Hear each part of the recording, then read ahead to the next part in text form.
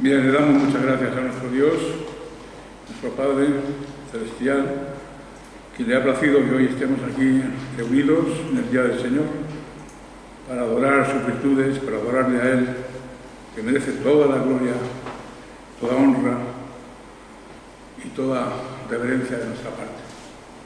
Bien, hoy vamos a tocar un tema que vamos a seguir en el contexto del segundo mandamiento, pero como ya hicimos hace un par de semanas, vamos a tocar la adoración al Señor.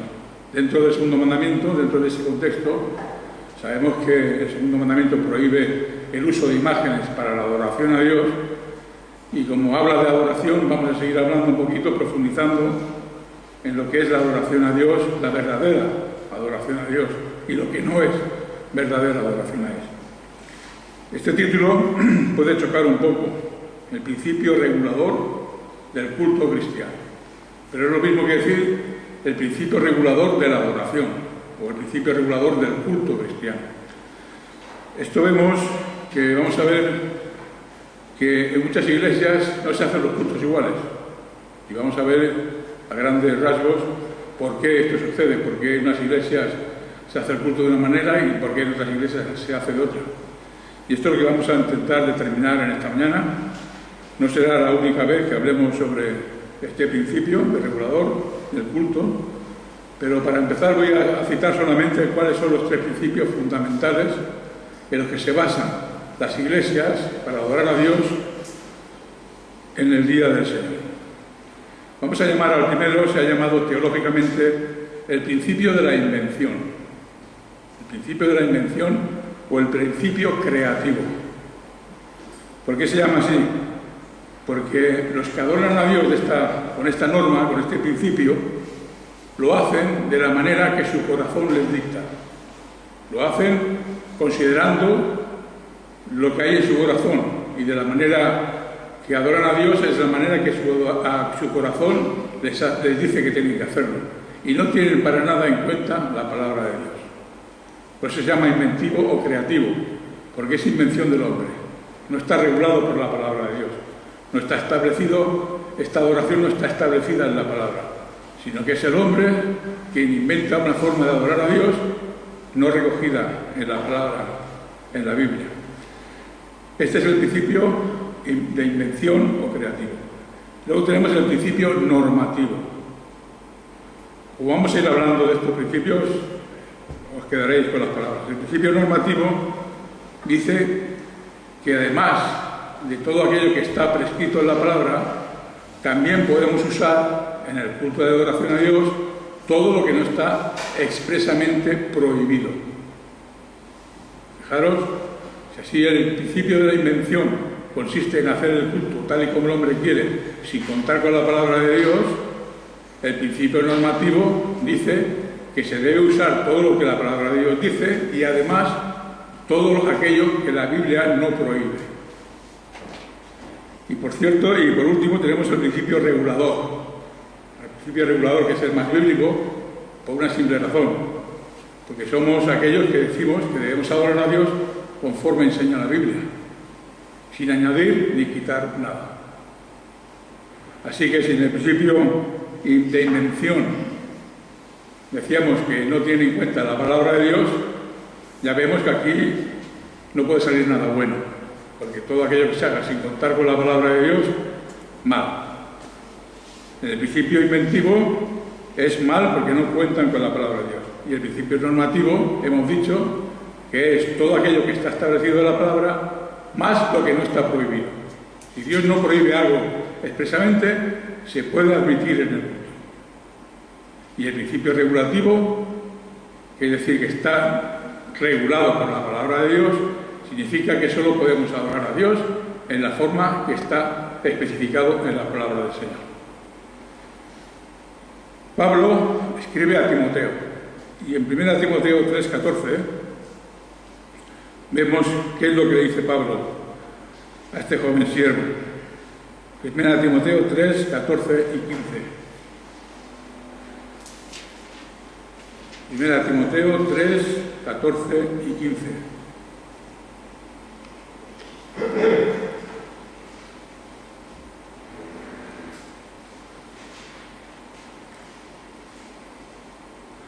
Esto te escribo, aunque espero ir en breve, pero si me retraso, para que sepas cómo hay que comportarse en la casa de Dios, que es la iglesia del Dios vivo, columna y baluarte de la verdad.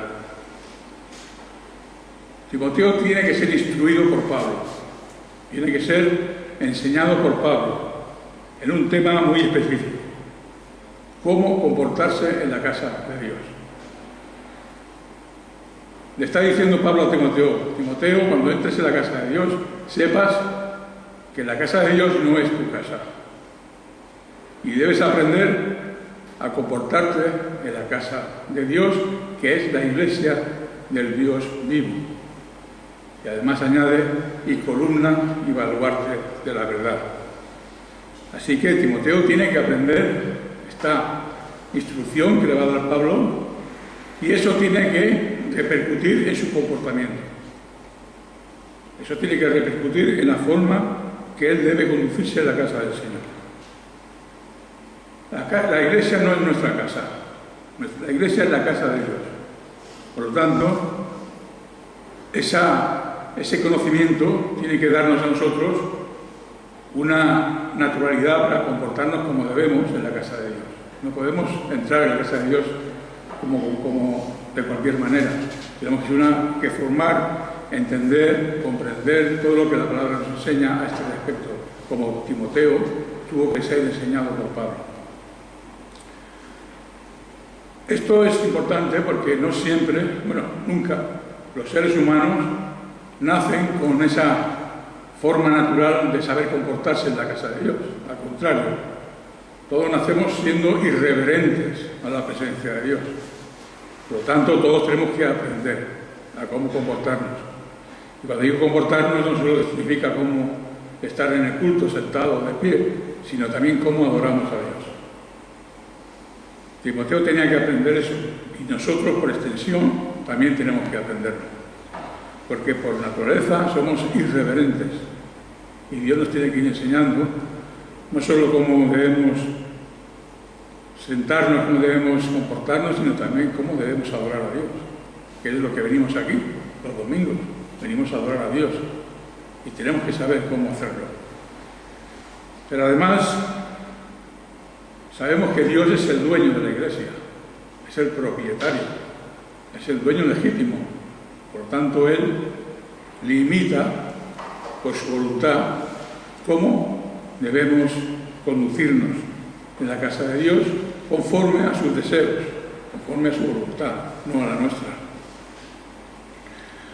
Pero además de todo esto, la iglesia es una estructura espiritual que es una columna y una bandera, un baluarte de la verdad. La iglesia es receptora de la verdad de Dios, porque nos la ha revelado a nosotros, nos ha revelado su verdad y la hemos recibido. La iglesia es receptora de la verdad y además es guardiana. Debemos guardar celosamente esa verdad que nos ha sido dada, nos ha sido entregada por Dios mismo en su palabra, y además tenemos que proclamarla. Eso es lo que significa que la iglesia es la columna y baluarte de la verdad. Es quien la sostiene, es quien la ha recibido y es quien la tiene que proclamar. No debemos proclamar versiones de una verdad o de la verdad, sino la verdad tal y como nos fue dada. Versiones de la verdad no, sino la verdad. Así que el principio regulador del culto cristiano afirma que la adoración pública, la adoración de la congregación, la adoración de la iglesia unida en el día del Señor, está regulada y limitada por la palabra. Esto es lo que enseña este principio. Si no observamos el principio regulador, estamos haciendo una adoración que no es aceptable a Dios. ¿Por qué? Porque Dios solo acepta aquello que Él nos ha enseñado, que le agrada y que debemos hacer para que Él sea adorado cuando nos reunimos como iglesia en el día del Señor. Si no lo hacemos, no estamos agradando a Dios. Debemos estar seguros de que la adoración que hacemos sea la que a Dios le agrada. Porque si no lo hacemos así, estamos haciendo una adoración falsa. Estamos haciendo una adoración inventada por nosotros, como decíamos en este principio inventivo o creativo, o añadiendo cosas que no están en la palabra, que como no están prohibidas, las añado al culto. Luego veremos cuáles son las cosas que Dios nos ordena en su palabra para que hagamos el culto a Dios. Así que no somos libres y podemos ser creativos a la hora de servir a Dios. Vamos a poner un ejemplo sencillo. Si un arquitecto, un grupo de arquitectos, diseñan un edificio, ellos en su mente, o el arquitecto tiene en su mente ya tiene el edificio acabado.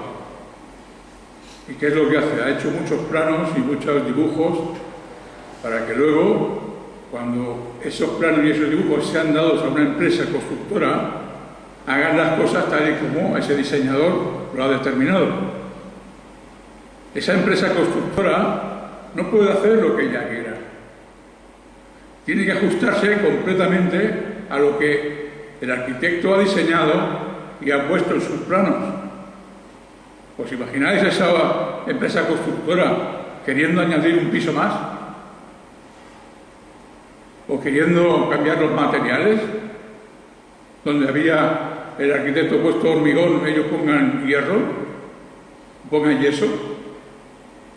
O añadiendo una habitación más en un nivel del edificio. Es imposible. La constructora tiene que adaptarse, tiene que ceñirse, tiene que ajustarse a aquellos planos que el arquitecto le da. Pues bueno, pues de la misma manera nosotros tenemos que para hacer una adoración aceptable a Dios, ajustarnos a lo que Dios nos ha dado en su palabra. Y esto es lo que es el principio regulador del culto cristiano. Dios regula su adoración por medio de lo que nos ha dado en su palabra. Para definir el principio regulador vamos a decir las siguientes palabras. Todo lo que no ha sido ordenado por Dios en su palabra para el culto de adoración ha sido prohibido. Repito, todo lo que está ordenado por Dios en su palabra es obligatorio. Todo lo que no está ordenado por Dios en su palabra está prohibido.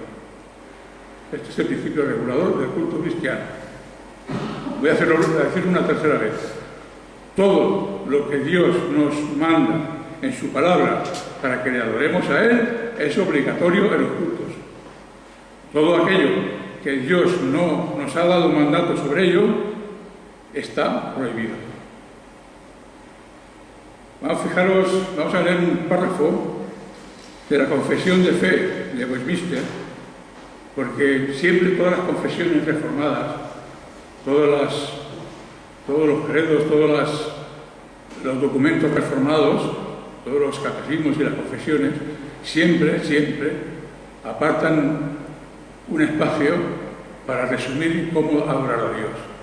Y la Confesión de Fe de Westminster dice en el capítulo 21, párrafo 1, el conocimiento de la naturaleza revela que hay un Dios con autoridad y poder soberano sobre todos. Dios es bueno y hace bien a todos. Por tanto, Dios debe ser temido, amado, alabado, invocado, creído y servido de todo corazón y con toda el alma y con todas las fuerzas. Y añade, pero la manera aceptable de adorar al Dios verdadero la establece Dios mismo y por tanto está limitada por su propia voluntad revelada. Así que no puede adorársele de acuerdo con imaginaciones o invenciones humanas o sugerencias de Satanás, valiéndose de representaciones visibles ni mediante algún otro recurso no establecido en la Sagrada Escritura. Este párrafo nos enseña la confesión de fe. Vamos a entrar a ver un poquito más en detalle los tres principios. El principio de la invención o principio creativo. Todas las iglesias reformadas rechazan este principio. Lo rechazan ya porque es la antítesis de lo que es el principio regulador. Esto se daba y se da más bien en la Iglesia Católica. El principio de la invención se da más bien en la Iglesia Católica Romana. Y también en ciertas iglesias liberales. Y, cómo no, en las iglesias modernas del siglo XX y XXI. Luego entraremos en detalle. Voy a hablar un poco sobre la misa católico-romana, y cuando digo misa no estoy hablando de culto. Son dos cosas muy diferentes, no tiene nada que ver una cosa con la otra.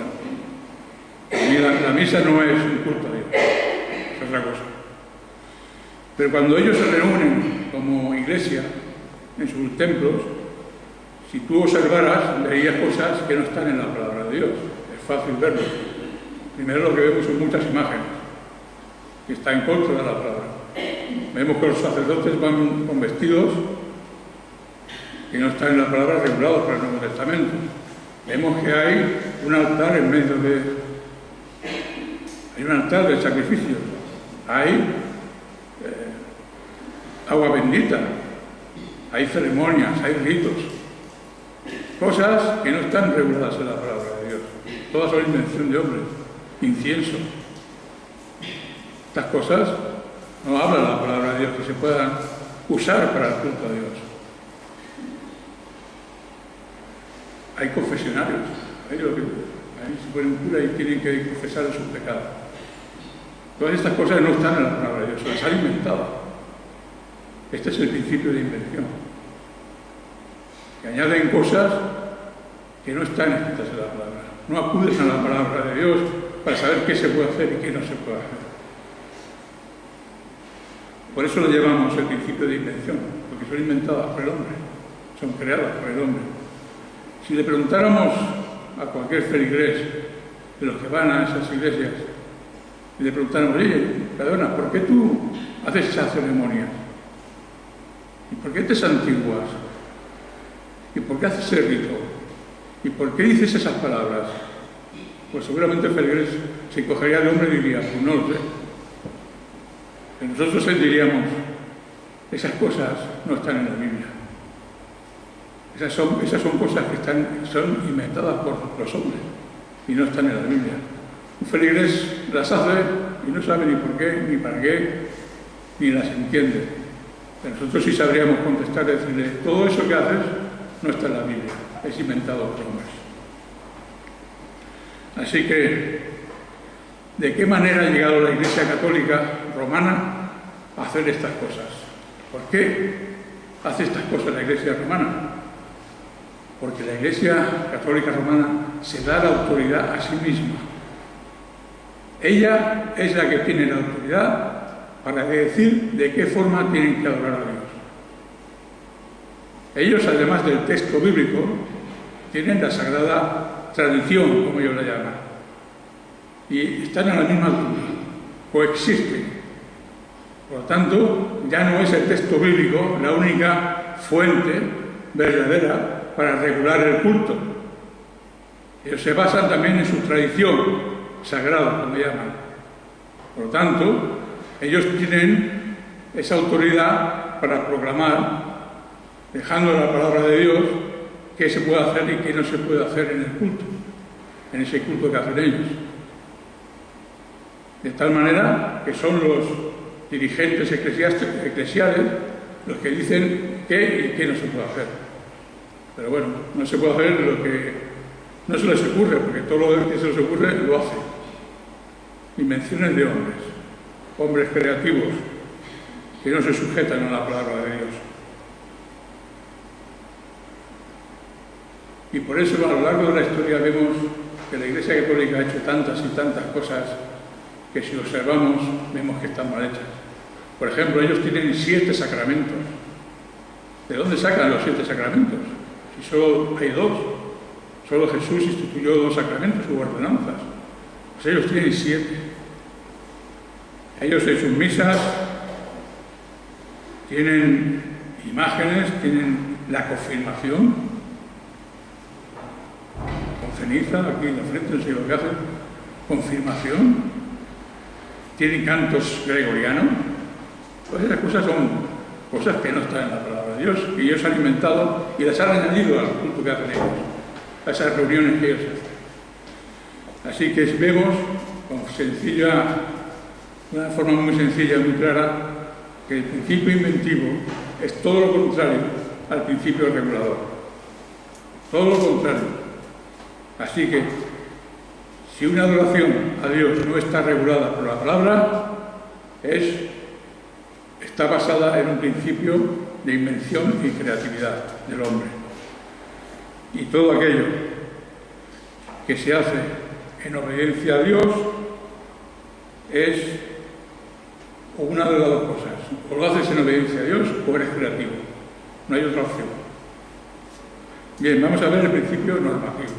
Digo que eso es para la Iglesia Católica y para otras iglesias liberales y algunas iglesias modernas que hoy están adorando a Dios de una manera que luego veremos que no son como debieran. El principio normativo. Este principio dice que podemos adorar a Dios de cualquier manera que no esté expresamente prohibido por la palabra de Dios. Es decir, que todo lo que no está prohibido se puede hacer. Pero si nos fijamos, esta es una puerta tan grande a que entren elementos antibíblicos en el culto de adoración como es el principio de la intención.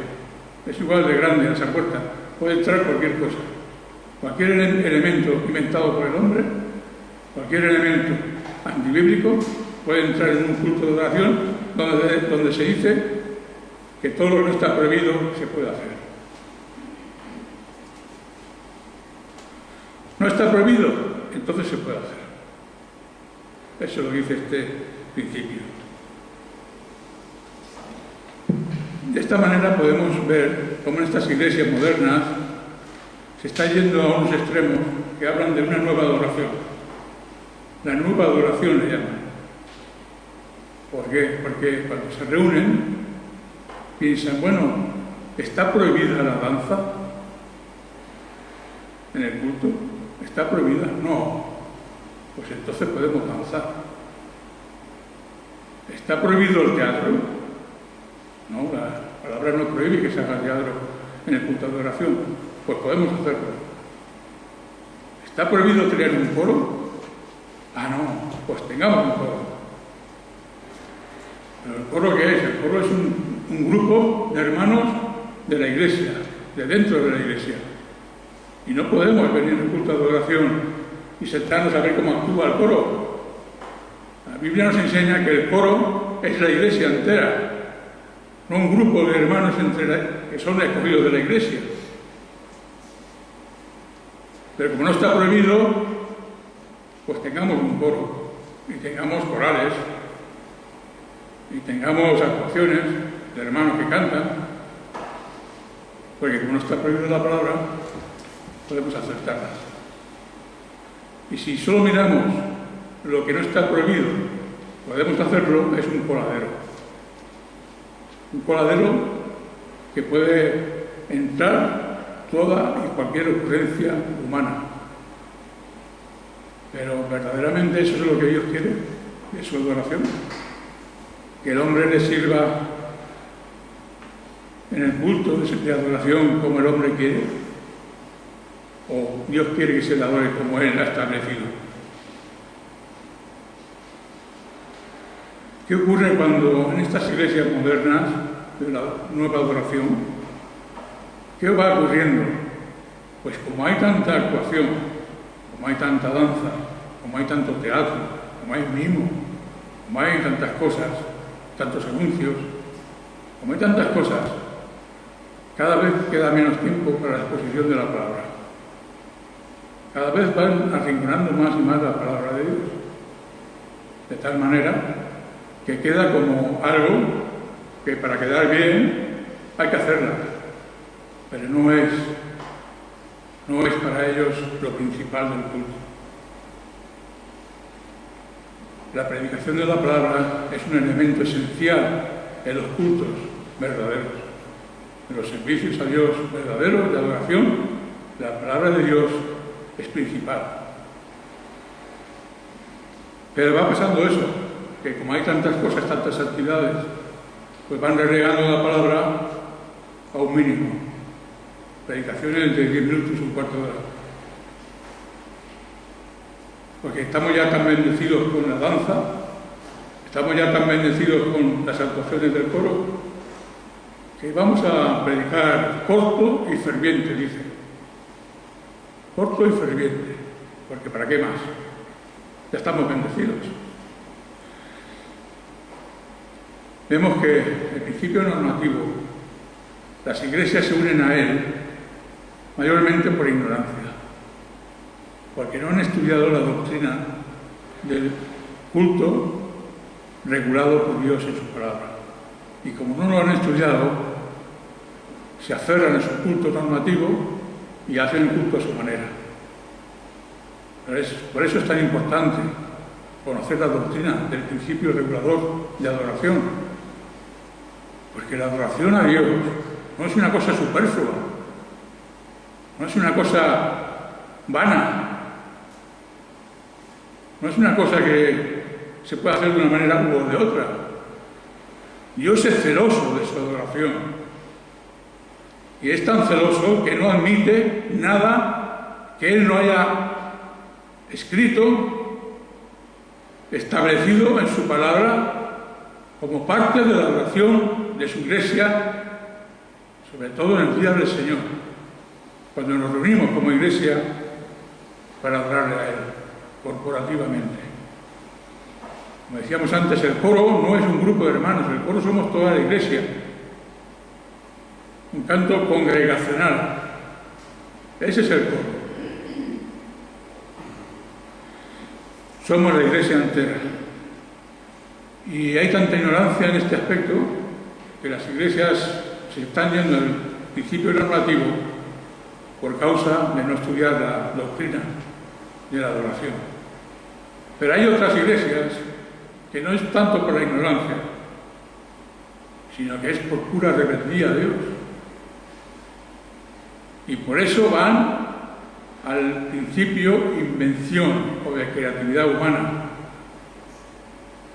porque quieren hacerlo a su manera, le gusta a Dios o no le gusta. Quieren ver sus iglesias llenas y por lo tanto admiten cualquier cosa que le guste al mundo. Que al mundo le gusta el teatro, pues hagamos teatro aquí. Que al mundo le gusta la danza, pues pongámosle buena música, buenos instrumentos, mucho volumen.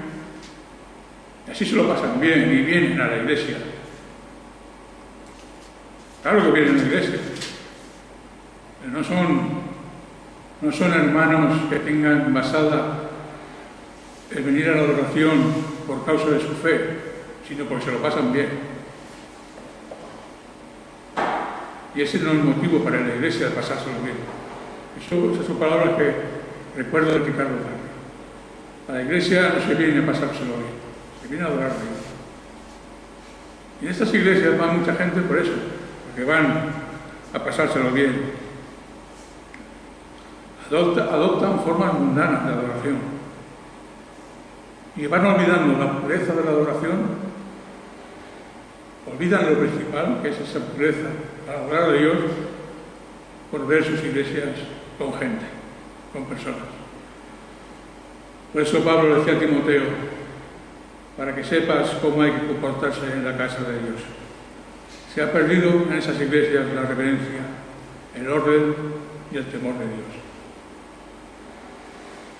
Se apegan emocionalmente a sus cultos, porque les gusta. ¿Sabes por qué les gusta? Porque son deleitosas para el hombre. Esa forma de adorar es deleitosa para el hombre, porque al hombre le gusta escuchar buena música. Y si tiene que dar saltos, pues también. Se ha hecho una adoración deleitosa para el hombre, no deleitosa para Dios. Al igual que Santiago dice, pedís mal, porque pedís para vuestros deleites. Así también se puede decir, adoráis mal, porque adoráis para vuestro deleite, no para el deleite de Dios. Porque no seguís lo que la palabra de Dios nos enseña de cómo adorar a Dios, sino os vais por vuestros derroteros, haciendo lo que queréis y lo que vuestro corazón os dicta. No se puede llamar una iglesia reformada a una iglesia que no guarde el principio regulador del culto. Hay iglesias que se llaman reformadas porque conocen las cinco doctrinas de la soteriología, de la salvación, las 5 doctrinas de la gracia, y ya por eso se llaman reformadas. Pero no, hermano. La iglesia reformada siempre ha defendido el principio regulador del culto. Solo adorar a Dios conforme la Biblia nos enseña, sin añadir ni quitar nada. No podemos decir una iglesia reformada porque conoce las 5 doctrinas. Ser reformado es mucho más que eso. Y si tenemos que sacrificar el que seamos pocos en la iglesia, pero guardemos el principio regulador, se sacrifica. Pero adoraremos a Dios como Dios establece en su palabra. El principio regulador. Este es el principio sostenido por la Iglesia histórica reformada. Nosotros. La Iglesia reformada histórica y confesional siempre ha sido sostenedora de este principio regulador del culto.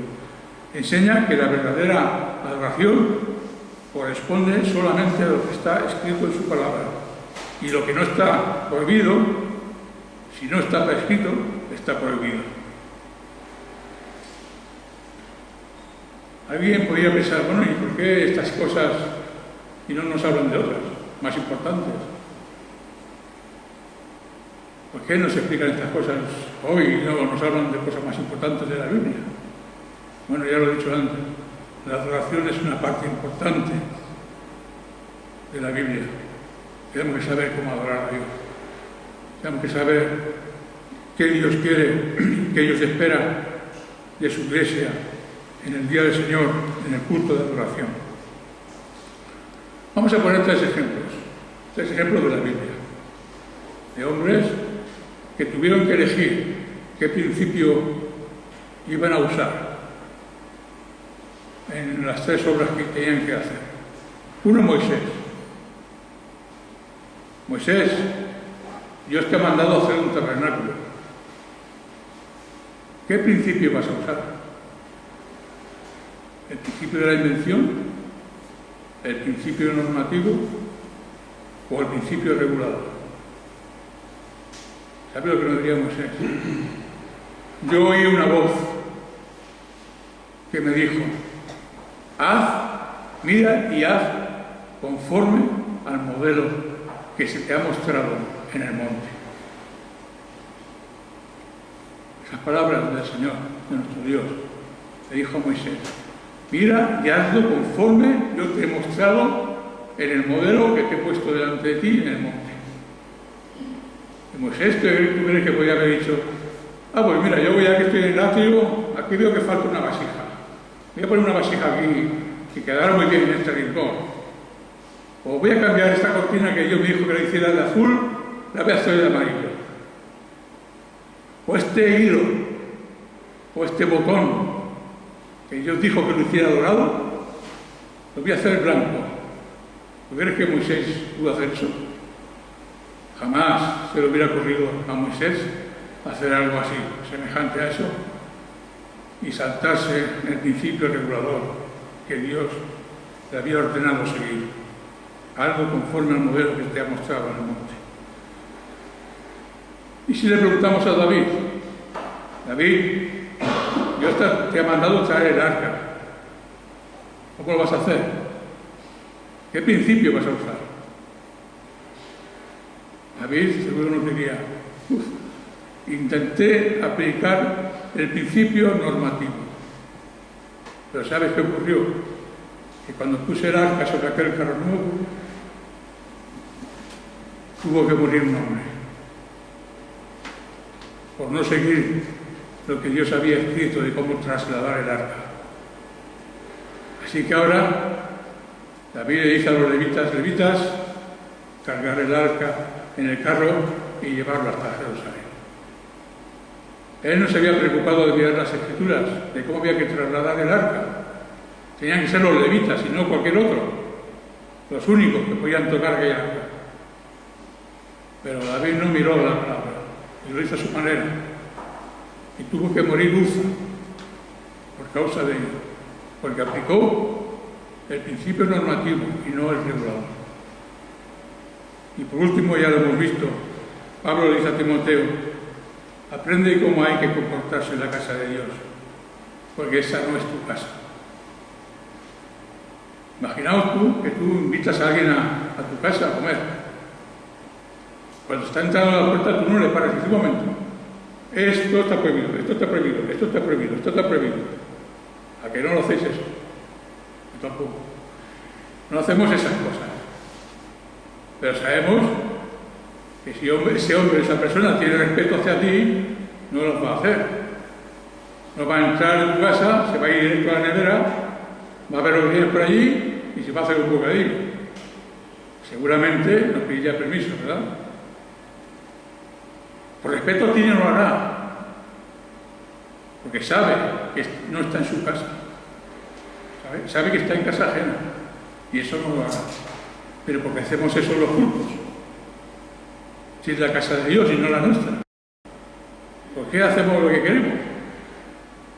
Me refiero a lo que aplica los principios inventivos de invención o normativos. ¿Por qué las hacemos o por qué las hacen? Si no lo hacemos cuando visitamos la casa de algún amigo, tampoco, y menos tenemos que hacerlas cuando visitamos la casa de Dios.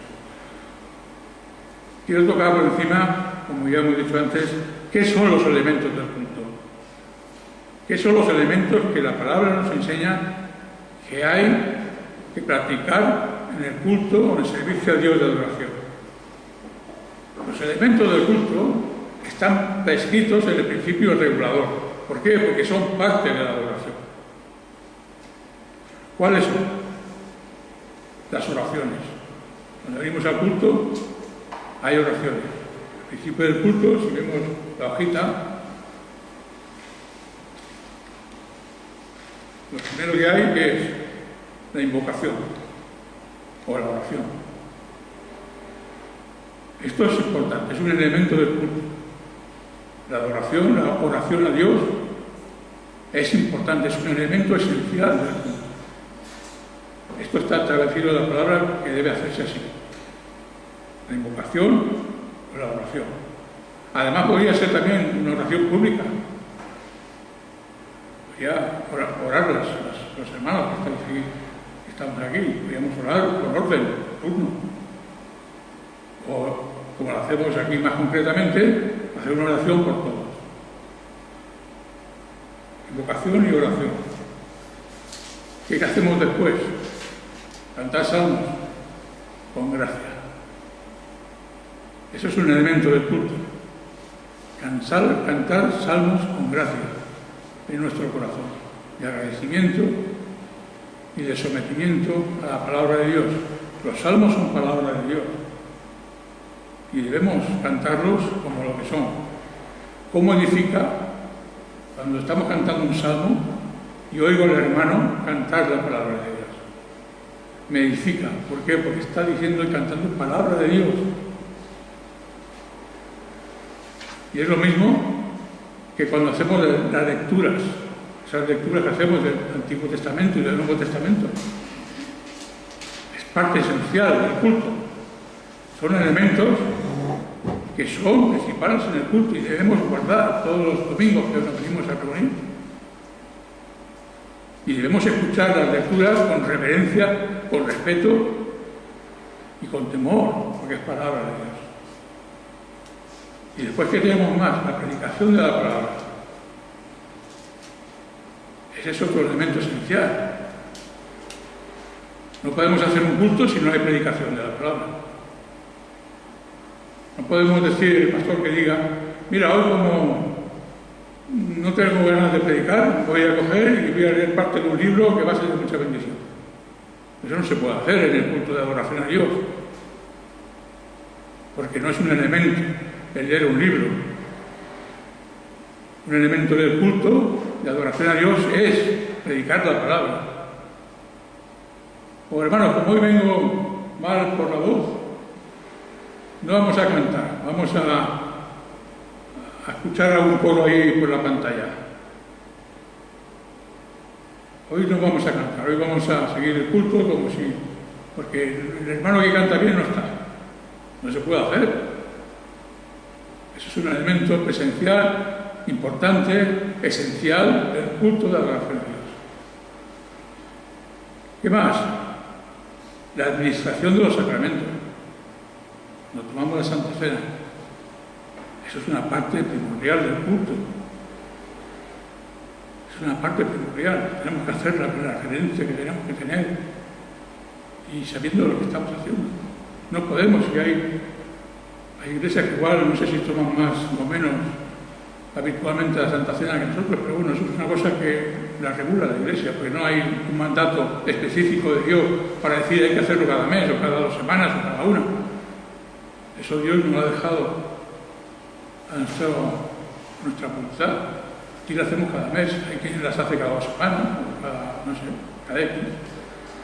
Pero es un elemento esencial. Y el bautismo igualmente. Sí que, y la ofrenda es esencial. La ofrenda es parte del culto. Y es un elemento esencial. Y aunque en ningún sitio nos dice que en los días del Señor tenemos que pasar la ofrenda, tenemos aquí en 1 Corintios 16:2, dice, cada primer día de la semana, cada uno de vosotros ponga aparte, ahorrando de lo que haya prosperado, para que cuando vaya no se hagan entonces las colectas. Cada primer día de la semana, cada domingo que la iglesia se juntaba, ponían aparte para la ofrenda de la iglesia, para la iglesia, y eso es parte del culto, es un elemento del culto más. Por muy rica que sea una iglesia, no puede decir, no vamos a pasar ofrenda. No, es parte del culto también. Y Pablo nos da testimonio, que él decía que cuando se reunieran en los días domingos, la iglesia debía ofrendar para necesidades. Bien, así que los elementos del culto no son negociables, no son una opción, son obligatorios en el culto de adoración. Y vamos a hablar ahora de lo que son las circunstancias. Las circunstancias del culto. Ya no son los elementos del culto, sino las circunstancias. Las circunstancias del culto ya no es adoración a Dios. Y por eso no se rigen en la palabra de Dios. ¿Qué son las circunstancias? Son aspectos funcionales para poder realizar el culto a Dios. Son los aspectos funcionales que usamos para poder hacer el culto de adoración a Dios. Por ejemplo, tenemos que reunirnos en la iglesia el domingo. Un lugar. ¿Necesitamos un lugar, sí o no? ¿Puede ser en el parque? Claro que sí, ¿por qué no? ¿Puede ser un local? Pues también. Eso no está regulado en la palabra. Eso es una circunstancia. Podemos hacerlo tanto en el parque como en un local. Por eso no hay que ceñirse a la palabra en este aspecto, porque no hay un mandato. Son cosas circunstanciales. ¿Y a qué hora debe empezar el culto? Pues es circunstancial también. Puede ser a las 10, o a las 11, o a las 11:30, como queramos. No es un elemento del culto, es una circunstancia del culto que no está regida por la palabra de Dios. Tenemos libertad en ese aspecto. ¿Y el día? ¿Podemos escoger el día? No. El día lo ha establecido Dios, el primer día de la semana. La hora podemos usarla cuando queramos, por la mañana o por la tarde.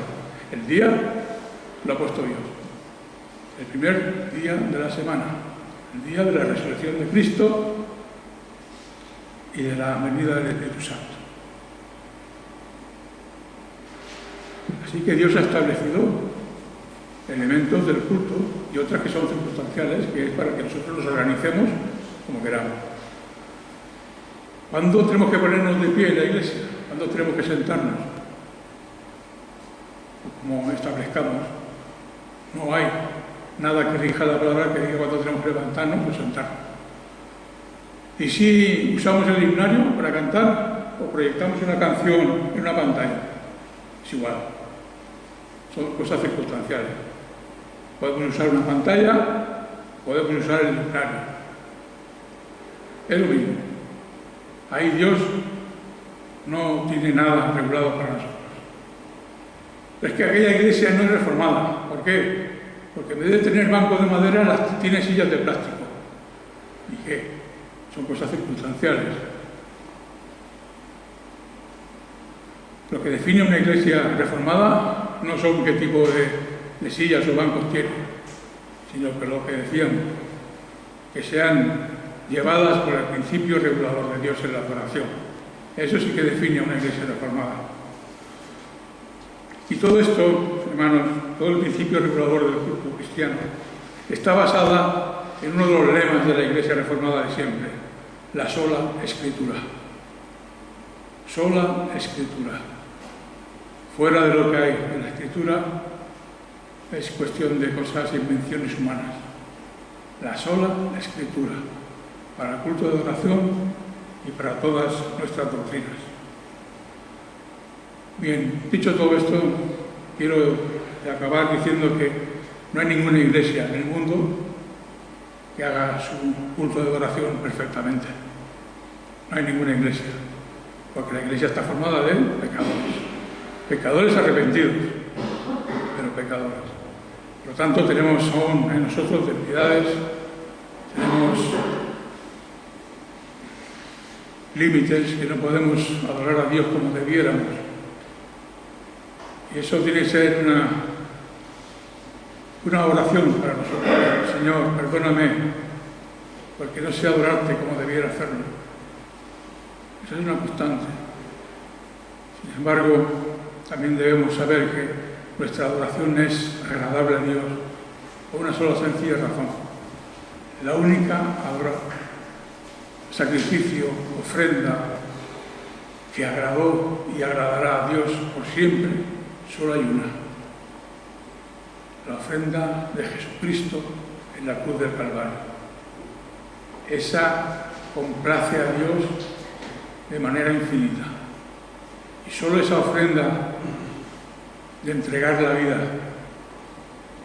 para hacer la voluntad de Dios, esa es la única ofrenda 100% verdadera. Nosotros, si somos escuchados por Dios en nuestra adoración, si se agrada a Dios de nuestra adoración, es por esa ofrenda de la cruz del Calvario. Porque en Cristo nuestras ofrendas son aceptables a Dios. Porque no las hacemos en nuestro nombre, sino en el nombre de Cristo. Y es por eso que Dios nos escucha con agrado cuando cantamos, aunque no sepamos cantar bien. Y es por eso que Dios se agrada cuando hacemos las lecturas de la Biblia, porque estamos honrando la palabra de Dios. Y por eso Dios se agrada cuando ve que hay una iglesia que sabe que está en la casa de Dios cuando se reúnen y no en nuestra propia casa. Sea la gloria para nuestro Señor Jesucristo, quienes somos afectos delante del Señor. Amén.